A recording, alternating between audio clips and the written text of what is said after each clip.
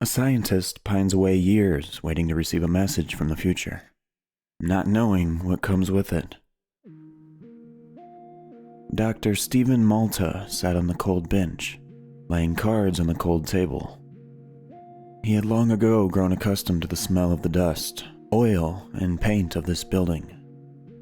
Beside him, the computer ticked and hummed away as it moved through 10,000 configurations per second. Each was tested in real time on the pillar, taking up most of the center chamber of the decommissioned nuclear missile silo. Morning greetings of birds carried down the hole nestled in the deep forest of North Dakota. The blue glow of the massive column did more to light the room than the government-issued, lowest bidder fluorescent lights hanging above him. The flickering was far too fast for the human eye to see, and the pillar instead seemed to pulse softly as it rode the pattern of its configuration schedule. It breathed, like a sleeping titan. He was not ashamed to admit he cried the first time he saw it. It had filled him with the awe of the scale of the immeasurable. The pillar had inspired nothing less than the fear of God. Not the God of Abraham, but the God of Einstein, Franklin, Sagan, and Culver.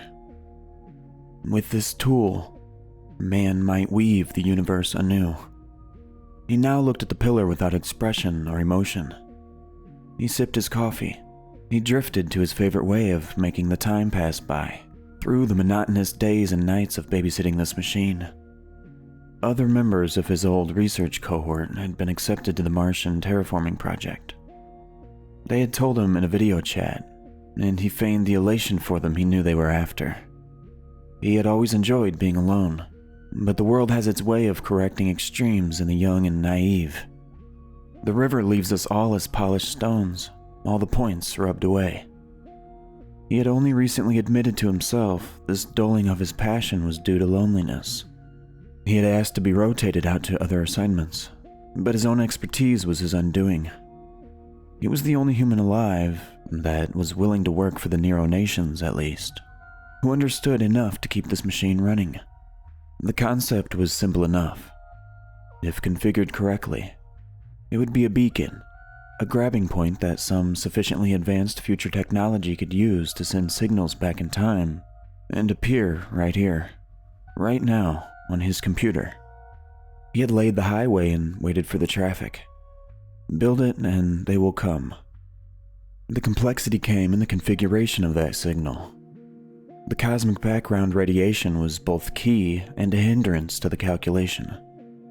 The solution was in this room, just somewhere in the 9 trillion fractal generated solutions the computer was working through, chunk by chunk. He had been in this room, tweaking the configurations, checking for solutions and errors in transcription each hour for the past 6 months. If his predictions were correct, this would take an average of 3 years to find one of the 4 possible configurations, but up to 30 if they were unlucky, or never if he had made some mistake early in his calculations and was just barreling down a road to nowhere, off the cliff of irrelevance. He knew this couldn't be true, but the fear still came to him in fitful moments before sleep. The sensor behind him clicked, once, twice, and a third time. This happened once every other day or so. The computer was alerting him to an abnormal reading, usually indicating a resonance in the 0.5 to 1% range from the chamber of the pillar. Each click indicates a factor of confidence in the connection to the yet-to-be-named highway of time. He sipped his coffee and the computer stopped humming. It had moved to a slower QCPU cycle, stopping its search through configurations. The pillar ceased its pulsing, glowing with consistent light. He groaned.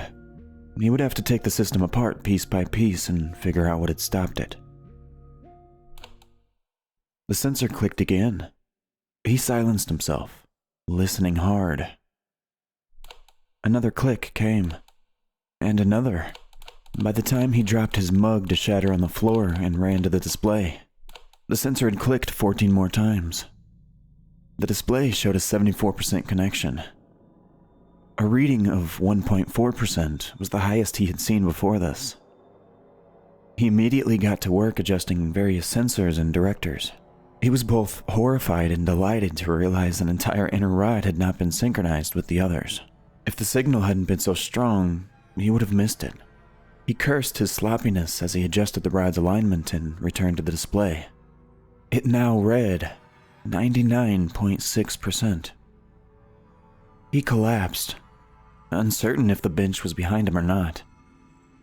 He luckily fell back onto it.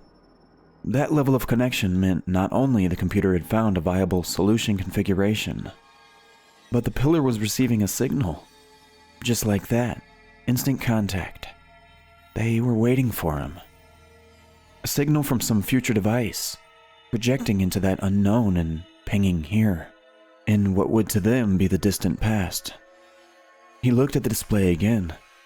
It read 99.98% connection. He looked at the raw data pouting across the screen. The scroll bar shrank to a sliver. He sent the text through the computer's analytic engine, but it couldn't make sense, only recognizing vague patterns of protein sequences. Likely a coincidence. He struggled to begin broadcasting the signal directly to HQ in Toronto. No one was responding. He looked at his watch and realized it was just before 7 a.m. The greatest single scientific breakthrough of the century, and he would have to wait for his handlers to wake up and drive to work.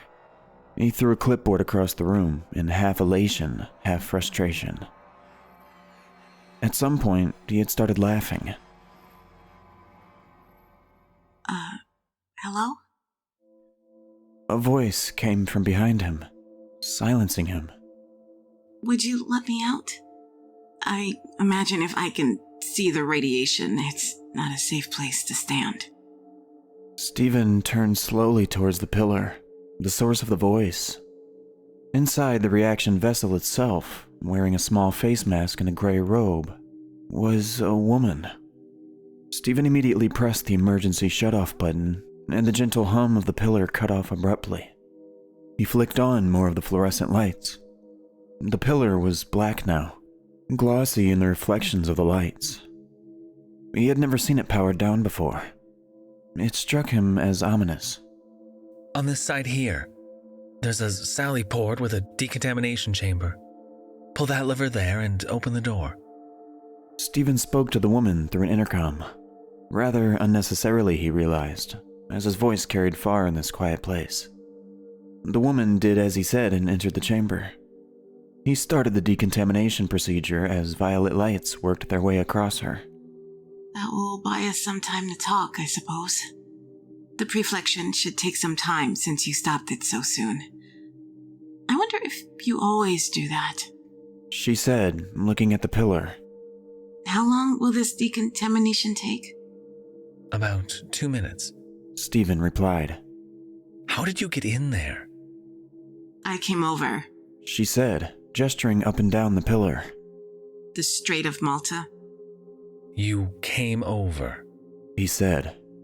You mean you traveled from the future through the connection I established with the pillar there? How? To be completely honest, I'm not sure. I'm not a scientist. I just know the projector works.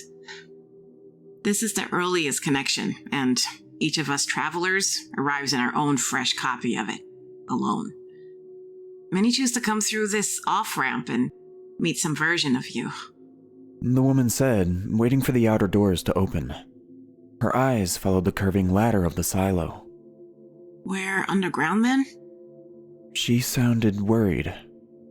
Yes, we are in the Celadon 47 research facility, built out of a decommissioned American missile silo. We don't have to take the stairs. There's an elevator right over here. The decontamination procedure finished and he released the lock. The door opened slowly as the woman pushed by it and walked towards the elevator.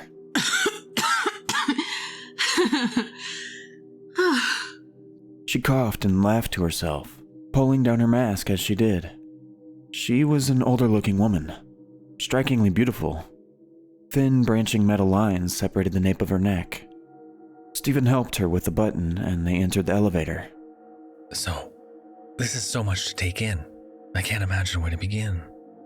What year are you from?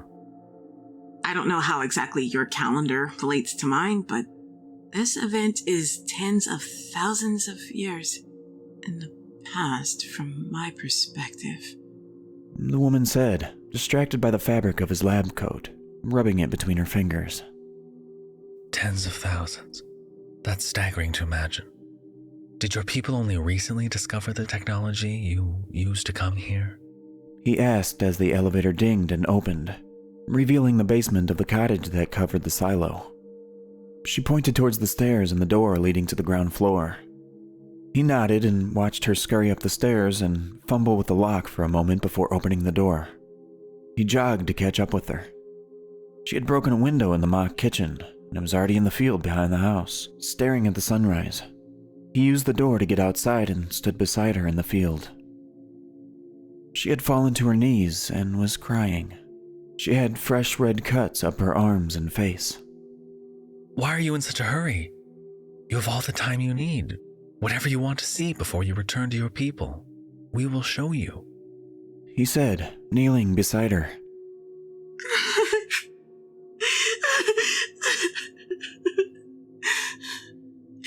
It's a one-way trip this far back. Humans won't have anything to send me home for a very long time. She said, wiping her eyes, not looking away from the sky. Is that why you were the only one to come over?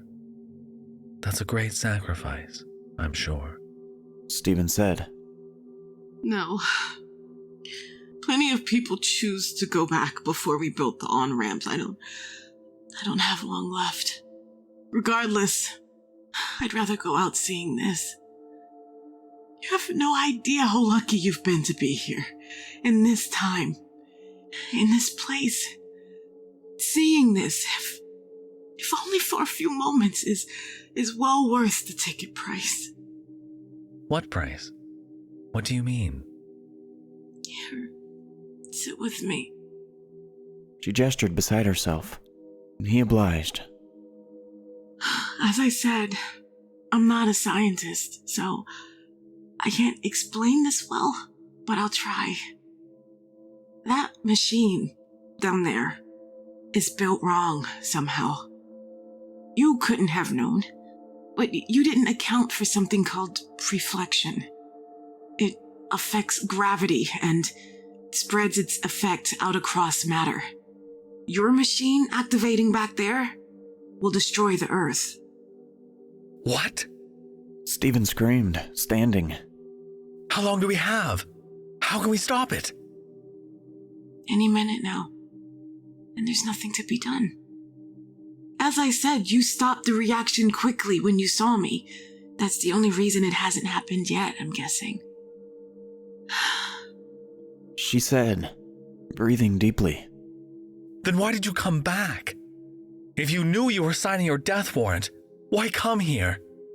Stephen screamed again, wanting to return to the lab but not sure what he could do. The pillar was already off. He stayed beside the woman.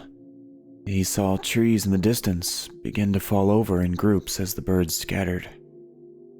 I grew up reading and hearing about the planet we all came from. I saw poor resolution pictures and videos, but nothing like really being here. I chose, as many have, to travel to this earliest off-ramp and live the last few minutes of the planet where humanity was created. I'm glad it was a sunrise.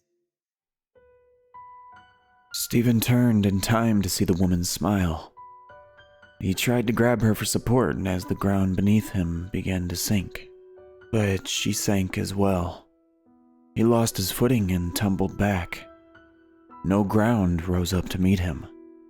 The sky compressed into a thin point of light. He heard a click, another, and then all was black.